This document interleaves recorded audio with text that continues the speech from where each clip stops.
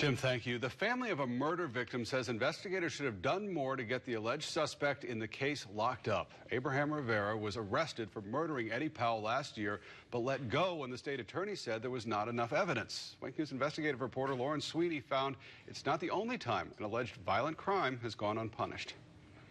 Look, watch. Closure should have already come for Kayla Stone. The suspect in her fiance's murder was quickly arrested, but then released. The reason, insufficient evidence. To me, I felt like they kind of looked at his murder like, okay, this is just another murder in Fort Myers. She feels the sheriff's office didn't bring prosecutors enough evidence to make their case. I just want someone to come forward. I just want someone to understand, like, it could have been their family. But the head of Southwest Florida's Police Benevolent Association says he wishes the state would let a jury decide whether a case has enough evidence. I think a lot of our frustration is that, there should be some cases where they should take a few more chances. A Wink News investigation found 24 of the most serious felony cases in Southwest Florida last year never moved forward because of the state's decision that there was insufficient evidence. Do you think law enforcement in this area is doing thorough investigations? Oh, I absolutely believe that. Matt Sellers was a homicide detective for Fort Myers Police before taking on his role in the union. He says once the state has decided not to move forward with a case, it's really hard to find new evidence to get it reopened. The end result,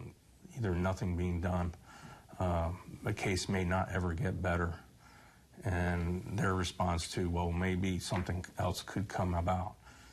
But in most cases, that's highly unlikely. And many of the serious felonies not prosecuted in 2016 involve defendants who are no stranger to law enforcement. Like John Davis, he's been arrested more than 40 times for burglaries, robberies, and battery charges.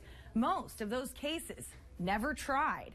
And last year, when he was arrested for robbery with a firearm, the case wasn't charged because a witness changed their story. It's definitely a difficult thing to deal with, and it makes the job very challenging. State Attorney Stephen Russell would not do an interview, but in an email said, as prosecutors, we must adhere to legal and ethical standards when evaluating each case. As for the Davis case, Russell said there was no other corroborating evidence. Sellers says all family members of crime victims can do is hold on to hope that investigators keep working their cases. I still pray to this day that something comes back up. And Abraham Rivera is now serving a 10-year prison sentence for a different crime. I actually spoke to his mother on the phone tonight, and she says he had nothing to do with the murder and there was no evidence.